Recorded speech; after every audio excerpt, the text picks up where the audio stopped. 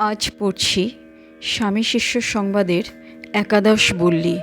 স্থান আলমবাজার মঠ, বর্ষ 1897 খ্রিস্টাব্দ।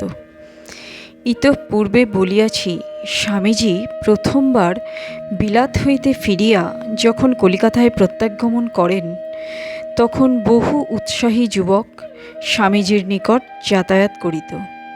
দেখা গিয়াছে, সেই সময় স্বামীজি অবিবাহিত যুবকগণকে ব্রহ্মচর্য ও ত্যাগের বিষয়ে সর্বদা উপদেশ দিতেন এবং সন্ন্যাস অথবা আপনার মোক্ষ ও জগতের কল্যাণার্থে সর্বস্ব ত্যাগ করিতে বহুদা উৎসাহিত করিতেন। আমরা তাহাকে অনেক সময় বলিতে শুনিয়াছি, সন্ন্যাস গ্রহণ না করিলে কাহারও যথার্থ আত্মজ্ঞান লাভ হতেই পারে না। তাহাই কেবল নহে, বহুজন হিতকর, বহুজন সুখকর কোনো ঐহিক কার্যের অনুষ্ঠান ও তাহাতে সিদ্ধিলাভ করাও সন্ন্যাস ভিন্ন হয় না। তিনি সর্বদাই ত্যাগের উচ্চাদর্শ উৎসাহী যুবকদের সমক্ষে স্থাপন করিতেন এবং কেহ সন্ন্যাস গ্রহণ করিবে এইরূপ অভিপ্রায় প্রকাশ করিলে তাহাকে সমধিক উৎসাহিত করিতেন ও কৃপা করিতেন। তাহার উৎসাহবাক্যে তখন কতিপয় ভাগ্যবান যুবক সংসার আশ্রম ত্যাগ করিয়া তাহার দ্বারাই সন্ন্যাস আশ্রমে দীক্ষিত হইয়াছিল। ইহাদের মধ্যে যে চারিজনকে স্বামীজি প্রথম সন্ন্যাস দেন, তাহাদের সন্ন্যাসব্রত গ্রহণের দিন শিষ্য আলমবাজার মঠে উপস্থিত ছিল। শিষ্যের মনে সেই দিন এখনও জাগরুক রহিয়াছে। স্বামী নিত্যানন্দ, বীর্যানন্দ, প্রকাশানন্দ ও নির্ভয়ানন্দ নাম গ্রহণ করিয়া শ্রীরামকৃষ্ণ মণ্ডলীতে ইদারিং যাহারা সুপরিচিত, তাহারাই ওই দিনে সন্ন্যাস গ্রহণ করেন। মঠের সন্ন্যাসীগণের মুখে শিষ্য অনেকবার শুনিয়াছে যে ইহাদের মধ্যে একজনকে যাহাতে সন্ন্যাস না দেওয়া হয়, তার জন্য স্বামীজির গুরু ভাতৃগণ তাহাকে বহুদা অনুরোধ করেন।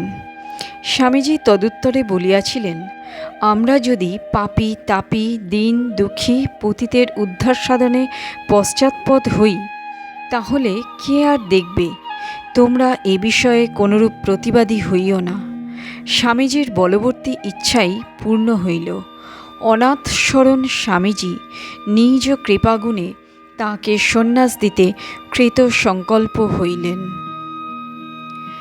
শিষ্য আজ 2 দিন হইতে মঠেই রহিয়াছে। স্বামীজি শিষ্যকে বলিলেন, তুই তো ভরচাজ বামুন, আগামীকল্য তুই এদের শ্রাদ্ধ করিয়ে দিবি, পরদিন এদের সন্ন্যাস দিব। আজ পাঁজি পুঁথি সব পড়ে শুনে দেখে নিস। শিষ্য স্বামীজির আজ্ঞা শিরোধার্য করিয়া লইল। সন্ন্যাস গ্রহণের পূর্বদিন সন্ন্যাসব্রত ধারণে কৃত নিশ্চয় উক্ত ব্রহ্মচারী চতুষ্টয় মস্তক মুণ্ডন করিলেন। গঙ্গা স্নানান্তে শুভ্র বস্ত্র পরিধান করিয়া স্বামীজির পাদপদ্ম বন্দনা করিলেন এবং স্বামীজির স্নেহাশীর্বাদ লাভ করিয়া শ্রাদ্ধ করিবার জন্য উৎসাহিত হইলেন। এখানে ইহা বলা অত্যুক্তি হইবে না যে শাস্ত্রমতে যাহারা সন্ন্যাস আশ্রম গ্রহণ করেন, তাহাদিগকে আপনাদের শ্রাদ্ধ ওই সময় আপনি করিয়া লইতে হয়। কারণ সন্ন্যাস গ্রহণ করিলে লৌকিক কি বৈদিক কোনো বিষয়ে আর অধিকার থাকে না। পুত্র পৌত্রাদিকৃত শ্রাদ্ধ বা পিণ্ডদানাদি ক্রিয়ার ফল তাহাদিগকে আর স্পর্শ করিতে পারে না।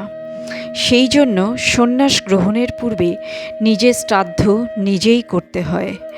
নিজের পায়ে নিজ পিণ্ড অর্পণ করিয়া সংসারের এমনকি নিজ দেহের পূর্ব সম্বন্ধাদি সংকল্প দ্বারা নিঃশেষে বিলোপ সাধন করিতে হয়। ইয়াকে সন্ন্যাস গ্রহণের অধিবাস ক্রিয়া বলা যাইতে পারে। শিষ্য দেখিয়াছে স্বামীজি এই সকল বৈদিক ক্রিয়াকাণ্ডে সম্পূর্ণ বিশ্বাসী ছিলেন। শাস্ত্রমতে এই সকল ক্রিয়াকাণ্ড ঠিকঠাক সম্পন্ন না হইলে মহা বিরক্ত হইতেন। আজকাল যেমন গেরুয়া পরিয়া বাহির হইলেই অনেকে সন্ন্যাস দীক্ষা সম্পন্ন হইল বলিয়া মনে করেন, স্বামীজি সেরূপ মনে করিতেন না। গুরু পরম্পরাগত আবহমান প্রচলিত ব্রহ্মবিদ্যা সাধনোপযোগী সন্ন্যাসব্রত গ্রহণের প্রাগ অনুষ্ঠেয় নৈষ্ঠিক সংস্কারগুলি ব্রহ্মচারীগণের দ্বারা ঠিক ঠিক সাধন করাইয়া লইলেন। আমরা একথাও শুনিয়াছি যে পরমহংসদেবের অপ্রকট হইবার পর স্বামীজি সন্ন্যাস লইবার বিধিবদ্ধ পদ্ধতি যে সকল উপনিষদাদি শাস্ত্রে আছে সে সকল আনাইয়া স্বীয় গুরু ভাতৃগণের সঙ্গে একত্রে ঠাকুরের ছবির সমক্ষে বৈদিক মতে সন্ন্যাস গ্রহণ করিয়াছিলেন। আলমবাজার মঠে উপরতলায় যে জলের ঘর ছিল তাহাতে শ্রাদ্ধোপযোগী দ্রব্যসম্ভার আনিত হইয়াছে। স্বামী নিত্যানন্দ পিতৃপুরুষের শ্রাদ্ধ কিয়া অনেকবার করিয়াছিলেন, সুতরাং আবশ্যক দ্রব্যাদি জোগাড়ের কোনো ত্রুটিই হয় নাই। শিষ্য স্নানান্তে স্বামীজির আদেশে পৌরোহিত্য কার্যে ব্রতী হইল। মন্ত্রাদি যথাযথ পঠন পাঠন হইতে লাগিল। স্বামীজি একবার আসিয়া দেখিয়া যাইতে লাগিলেন। শ্রাদ্ধান্তে যখন ব্রহ্মচারী চতুষ্টয় নিজ নিজ পিণ্ড নিজ নিজ পদে অর্পণ করিয়া আজ হইতে সংসার সমক্ষে মৃতবৎ প্রতীয়মান হইলেন, শিষ্য তখন নিতান্তই ব্যাকুল হৃদয় হইল। সন্ন্যাসের কঠোরতা স্মরণ করিয়া মোহমান হইল। পিণ্ডাদি লইয়া যখন ইহারা গঙ্গায় চলিয়া গেলেন, তখন স্বামীজি শিষ্যের ব্যাকুলতা দর্শন করিয়া বলিলেন, এসব দেখে শুনে তোর মনে ভয় হয়েছে না রে? শিষ্য নতমস্তকে সম্মতি জ্ঞাপন করায় স্বামীজি শিষ্যকে বলিলেন, সংসারে আজ থেকে এদের মৃত্যু হলো, কাল থেকে এদের নতুন দেহ, নূতন চিন্তা, নূতন পরিচ্ছদ হবে। এরা ব্রহ্মবীর্যে প্রদীপ্ত হয়ে জ্বলন্ত পাবকের ন্যায় অবস্থান করবে। ন ধনেন চ চেজ্জয়া ত্যাগৈনে কেন অমৃতত্ব মানসুঃ। স্বামীজির কথা শুনিয়া শিষ্য নির্বাক হইয়া দাঁড়াইয়া রহিল। সন্ন্যাসের কঠোরতা স্মরণ করিয়া তাহার বুদ্ধি স্তম্ভিত হইয়া গেল। শাস্ত্রজ্ঞান আস্ফালন দূরীভূত হইল। সে ভাবিতে লাগিল, কার্যে ও কথায় এতই প্রভেদ। কৃত শ্রাদ্ধ ব্রহ্মচারী চতুষ্টয় ইতিমধ্যে গঙ্গাতে পিণ্ডাদি নিক্ষেপ করিয়া আসিয়া স্বামীজির পাদপদ্ম বন্দনা করিলেন। স্বামীজি আশীর্বাদ করিয়া বলিলেন, তোমরা মানব জীবনের শ্রেষ্ঠ ব্রত গ্রহণে উৎসাহিত হইয়াছ। ধন্য তোমাদের জন্ম, ধন্য তোমাদের বংশ, ধন্য তোমাদের গর্ভধারিণী, কুলম পবিত্রম জননী কৃতার্থা। সেই দিন রাত্রে আহারান্তে স্বামীজি কেবল সন্ন্যাস ধর্ম বিষয়েই কথাবার্তা কহিতে লাগিলেন। সন্ন্যাসব্রত গ্রহণোৎসুক ব্রহ্মচারীগণকে লক্ষ্য করিয়া বলিতে লাগিলেন, আত্মন মোক্ষার্থং জগদ্ধিতায় চ। এই হচ্ছে সন্ন্যাসের প্রকৃত উদ্দেশ্য। সন্ন্যাস না হলে কেহই কদাচ ব্রহ্মজ্ঞ হতে পারে না, একথা বেদ বেদান্ত ঘোষণা করেছে। যারা বলে সংসারও করব, ব্রহ্মজ্ঞও হব, তাদের কথা আদপেই শুনবি না। ওসব প্রচ্ছন্নভোগীদের স্তোক বাক্য। এতটুকু সংসারের ভোগেচ্ছা যার রয়েছে, এতটুকু কামনা যার রয়েছে, এ কঠিন পন্থা ভেবে তার ভয় হয়। তাই আপনাকে প্রবোধ দেওয়ার জন্য বলে বেড়ায়, একুল ওকুল দুকুল রেখে চলতে হবে। ও পাগলের কথা, উন্মাদের প্রলাপ, অশাস্ত্রীয় অবৈদিক মত। ত্যাগ ভিন্ন মুক্তি নাই, ত্যাগ ভিন্ন পরাভক্তি লাভ হয় না। ত্যাগ ত্যাগ নান্যঃ পন্থা বিদ্যতে নায়। গীতাতেও আছে, কাম্যান্যাম কর্মণাম ন্যাসম সন্ন্যাসম কবয় বিদুঃ। সংসারের ঝঞ্ঝাট ছেড়ে না দিলে কারও মুক্তি হয় না। সংসারাশ্রমে যে রয়েছে, একটা না একটা কামনার দাস হয়েই যে সে ওইরূপে বদ্ধ রয়েছে, ইহা উহাতেই প্রমাণ হচ্ছে। নইলে সংসারে থাকবে কেন? হয় কামিনীর দাস, নয় অর্থের দাস, নয় মান যশ বিদ্যা ও পাণ্ডিত্যের দাস। এ দাসত্ব থেকে বেরিয়ে পড়লে তবেই মুক্তির পন্থায় অগ্রসর হতে পারা যায়।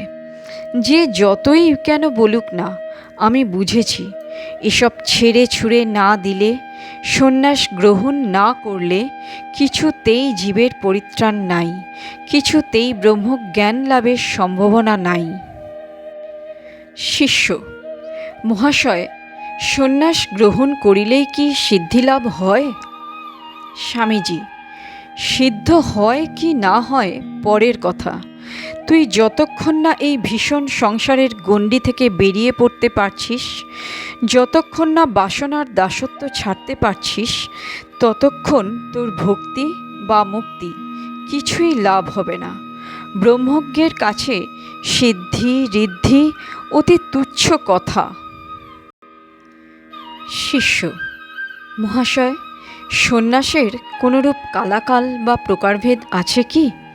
স্বামীজি: সন্ন্যাস ধর্ম সাধনের কালাকাল নাই। শ্রুতি বলছেন, যদ হরেব বিরাজেত তদ হরেব প্রবজ্জেত। যখনই বৈরাগ্যের উদয় হবে, তখনই প্রবজ্জা করবে। যোগ বশিষ্ঠেও আছে, युवैव धर्मशील सत् अनित्यं खलु जीवितं को हि जानाति कस्यद्य মৃত্যুকালো ভবিষ্যতি। জীবনের অনিত্যতা বশত যুবকালেই ধর্মশীল হবে, কে জানে কার কখন দেহ যাবে। শাস্ত্রে চতুর্বিধ সন্ন্যাসের বিধান দেখতে পাওয়া যায়। 1. বিদ্বৎ সন্ন্যাস, 2. বিবিদিশা সন্ন্যাস, 3. মর্কট সন্ন্যাস এবং 4. আতুর সন্ন্যাস। হঠাৎ ঠিকঠাক বৈরাগ্য হলো ও তখনই সন্ন্যাস নিয়ে বেরিয়ে পড়লে এটি প্রাকজন্ম সংস্কার না থাকলে হয় না। ইহারই নাম বিদ্বৎ সন্ন্যাস। আত্মতত্ত্ব জানবার প্রবল বাসনা থেকে শাস্ত্রপাঠ ও সাধনাদি দ্বারা স্বস্বরূপ অবগত হইবার জন্য কোনো ব্রহ্মজ্ঞ পুরুষের কাছে সন্ন্যাস নিয়ে স্বাধ্যায় ও সাধন ভজন করতে লাগল। একে বিবিদিশা সন্ন্যাস বলে। সংসারের তাড়না, স্বজন বিয়োগ বা অন্য কোনো কারণে কেউ কেউ বেরিয়ে পড়ে সন্ন্যাস নেয়, কিন্তু এ বৈরাগ্য স্থায়ী হয় না। এর নাম মর্কট সন্ন্যাস। ঠাকুর যেমন বলতেন, বৈরাগ্য নিয়ে পশ্চিমে গিয়ে আবার একটা চাকরি বাগিয়ে নিলে, তারপর চাই কি পরিবার আনলে বা আবার বিয়ে করে ফেললে। আর এক প্রকার সন্ন্যাস আছে, যেমন মুমূর্ষু রোগ শয্যায় শায়িত, বাঁচবার আশা নাই, তখন তাকে সন্ন্যাস দেবার বিধি আছে। সে যদি মরে তো পবিত্র সন্ন্যাস ব্রত গ্রহণ করে মরে গেল, পরজন্মে এই পুণ্যে ভালো জন্ম হবে। আর যদি বেঁচে যায় তো আর গৃহে না গিয়ে ব্রহ্মজ্ঞান লাভের চেষ্টায় সন্ন্যাসী হয়ে কাল যাপন করবে। তোর কাকাকে শিবানন্দ স্বামী আতুর সন্ন্যাস দিয়েছিল, সে মরে গেল, কিন্তু ওইরূপে সন্ন্যাস গ্রহণে তার উচ্চ জন্ম হবে। সন্ন্যাস না নিলে কিন্তু আত্মজ্ঞান লাভের আর কোনো উপায়ান্তর নাই। শিষ্য: মহাশয়, তবে গৃহীদের উপায় কি? স্বামীজি: সুকৃতিবশত কোনো না কোনো জন্মে তাদের বৈরাগ্য হবে। বৈরাগ্য এলেই হয়ে গেল। জন্ম মৃত্যু প্রহেলিকার পারে যাবার আর দেরি হয় না। তবে সকল নিয়মেরই দু একটা এক্সেপশন আছে। ঠিক ঠিক গৃহীর ধর্ম পালন করেও দু একটা মুক্ত পুরুষ হতে দেখা যায়, যেমন আমাদের মধ্যে নাগ মহাশয়। শিষ্য: মহাশয়, বৈরাগ্য ও সন্ন্যাস বিষয়ে উপনিষদাদি গ্রন্থেও বিশদ উপদেশ পাওয়া যায় না। স্বামীজি: পাগলের মতো কি বলছিস? বৈরাগ্যই উপনিষদের প্রাণ। বিচারজনিত প্রজ্ঞাই উপনিষদ জ্ঞানের চরম লক্ষ্য। তবে আমার বিশ্বাস, ভগবান বুদ্ধদেবের পর থেকেই ভারতবর্ষে এই ত্যাগ ব্রত বিশেষ রূপে প্রচারিত হয়েছে এবং বৈরাগ্য ও বিষয় বিতৃষ্ণাই ধর্মের চরম লক্ষ্য বলে বিবেচিত হয়েছে। বৌদ্ধ ধর্মের সেই ত্যাগ বৈরাগ্য হিন্দু ধর্ম অ্যাবজর্ব করে নিয়েছে। ভগবান বুদ্ধের ন্যায় ত্যাগী মহাপুরুষ পৃথিবীতে আর জন্মায়নি।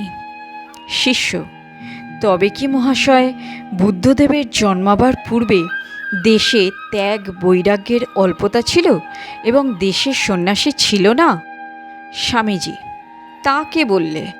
সন্ন্যাসাশ্রম ছিল, কিন্তু উহাই যে জীবনের চরম লক্ষ্য তা সাধারণের জানা ছিল না।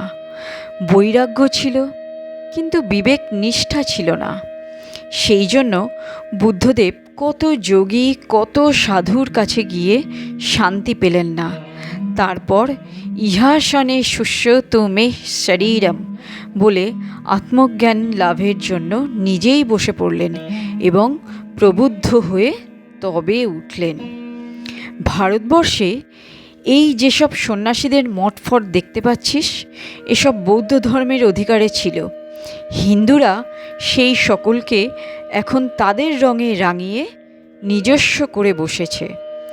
ভগবান বুদ্ধদেব হতেই যথার্থ সন্ন্যাস আশ্রমের সূত্রপাত হয়েছিল।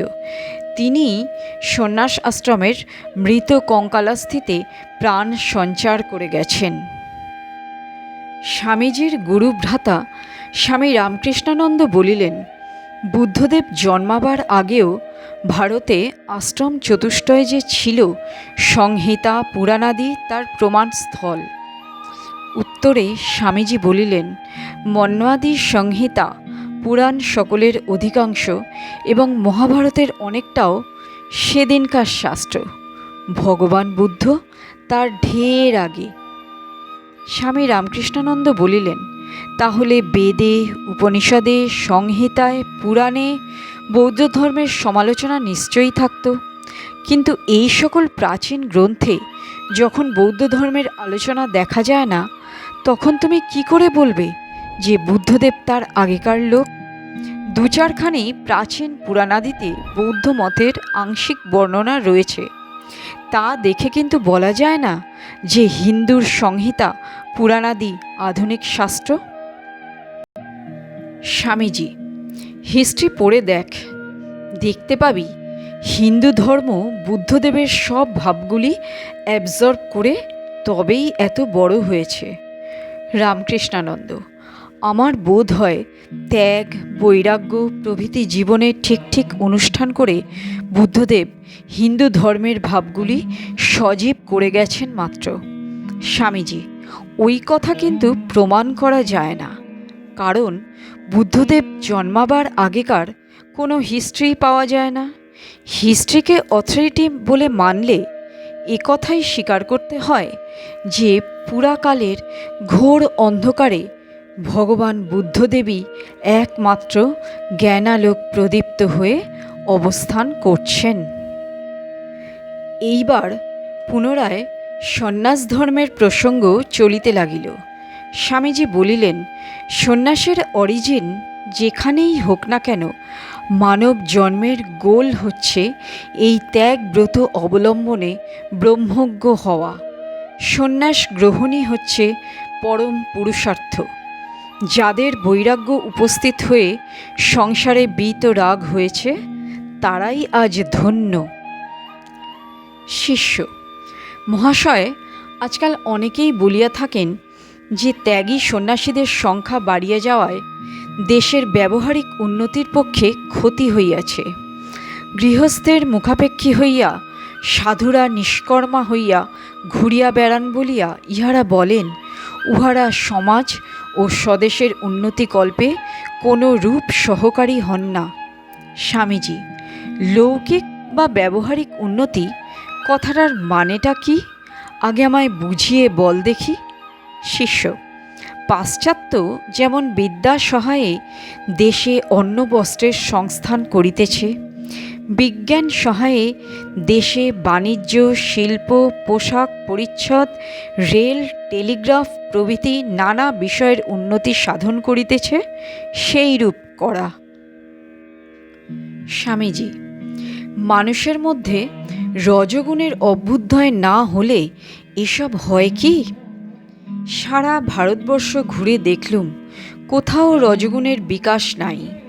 কেবল তম ঘোর তমগুণে ইতর সাধারণ সকলে পড়ে রয়েছে।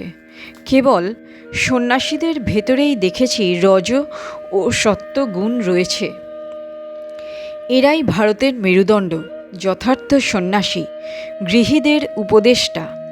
তাদের উপদেশ ও জ্ঞানালোক পেয়েই পূর্বে অনেক সময় গৃহীরা জীবন সংগ্রামে কৃতকার্য হয়েছিল। সন্ন্যাসীদের বহুমূল্য উপদেশের বিনিময়ে গৃহীরা তাহাদিগকে অন্ন বস্ত্র দেয়।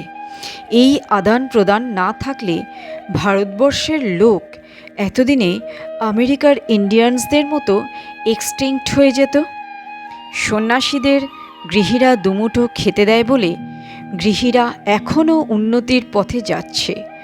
সন্ন্যাসীরা কর্মহীন নয়, তারাই হচ্ছে কর্মের ফাউন্টেন হেড।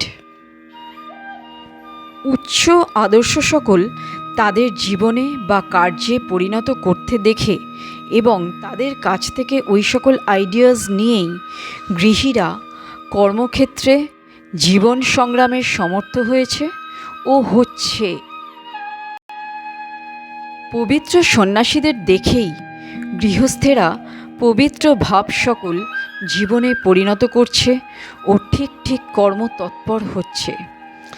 সন্ন্যাসীরা নিজ জীবনে ঈশ্বরার্থে ও জগতের কল্যাণার্থে সর্বস্ব ত্যাগরূপ তত্ত্ব প্রতিফলিত করে গৃহীদের সব বিষয়ে উৎসাহিত করছে, আর বিনিময়ে তারা তাদের দুমুঠো অন্ন দিচ্ছে। সেই অন্ন জন্মাবার প্রবৃত্তি ও ক্ষমতাও আবার সর্বত্যাগী সন্ন্যাসীগণের স্নেহাশীর্বাদেই দেশের লোকের বর্ধিত হচ্ছে। না বুঝেই লোকে সন্ন্যাস ইনস্টিটিউশনের নিন্দা করে। অন্য দেশে যাই হোক না কেন, এ দেশে কিন্তু সন্ন্যাসীরা হাল ধরে আছে বলেই সংসার সাগরে গৃহস্থদের নৌকা ডুবছে না। শিষ্য: মহাশয়, লোককল্যাণে তৎপর যথার্থ সন্ন্যাসী কয়জন দেখতে পাওয়া যায়? স্বামীজি: 1000 বৎসর অন্তর যদি ঠাকুরের ন্যায় একজন সন্ন্যাসী মহাপুরুষ আসেন তো ভরপুর। তিনি যে সকল উচ্চ আদর্শ ও ভাব দিয়ে যাবেন তা তার জন্মাবার 1000 বৎসর পর অবধি লোকে নিয়ে চলবে। এই সন্ন্যাস ইনস্টিটিউশন দেশে ছিল বলেই তো তার ন্যায় মহাপুরুষেরা এদেশে জন্মগ্রহণ করেছেন। দোষ সব আশ্রমেই আছে, তবে অল্পাধিক। দোষ সত্ত্বেও এত দিন পর্যন্ত যে এই আশ্রম অন্য সকল আশ্রমের শীর্ষস্থান অধিকার করে দাঁড়িয়ে রয়েছে, তার কারণ কি না, যথার্থ সন্ন্যাসীরা নিজেদের মুক্তি পর্যন্ত উপেক্ষা করেন। জগতের ভালো করতেই তাদের জন্ম। এমন সন্ন্যাসাশ্রমের প্রতি যদি তোরা কৃতজ্ঞ না হোস তো তোদের ধিক, শত ধিক। বলিতে বলিতে স্বামীজির মুখমণ্ডল প্রদীপ্ত হইয়া উঠিল। সন্ন্যাসাশ্রমের গৌরব প্রসঙ্গে স্বামীজি যেন মূর্তিমান সন্ন্যাসরূপে শিষ্যের চক্ষে প্রতিভাত হইতে লাগিলেন। অনন্তর ওই আশ্রমের গৌরব তিনি প্রাণে প্রাণে অনুভব করিতে করিতে যেন অন্তর্মুখ হইয়া আপনা আপনি মধুর স্বরে আবৃত্তি করিতে লাগিলেন। বেদান্ত বাক্যেষু সদা রমন্ত ভিক্ষান্ন মাত্রেণ চ তুষ্টিমন্তঃ অশোকমন্তঃ করণে চরন্তঃ কৌপীনবন্তঃ খলু ভাগ্যবন্তঃ। পরে আবার বলিতে লাগিলেন, বহুজন হিতায় বহুজন সুখায় সন্ন্যাসীর জন্ম। সন্ন্যাস গ্রহণ করে যারা এই আইডিয়াল ভুলে যায়, বৃথৈব তস্য জীবনম, পরের জন্য প্রাণ দিতে, জীবের গগনভেদী ক্রন্দন নিবারণ করতে, বিধবার অশ্রু মোছাতে, পুত্র বিয়োগ বিধুরার প্রাণে শান্তিদান করতে, অজ্ঞ ইতর সাধারণকে জীবন সংগ্রামের উপযোগী করতে, শাস্ত্রোপদেশ বিস্তারের দ্বারা সকলের ঐহিক ও পরমার্থিক মঙ্গল করতে এবং জ্ঞানালোক দিয়ে সকলের মধ্যে প্রসুপ্ত ব্রহ্ম সিংহকে জাগরিত করতে জগতে সন্ন্যাসীর জন্ম হয়েছে। পরে নিজ ভাতৃগণকে লক্ষ্য করিয়া বলিতে লাগিলেন, আত্মন মোক্ষার্থম জগদ্ধিতায় চ। আমাদের জন্ম কি করছিস সব বসে বসে? ওঠ, জাগ, নিজে জেগে অপর সকলকে জাগ্রত কর। নরজন্ম সার্থক করে চলে যা।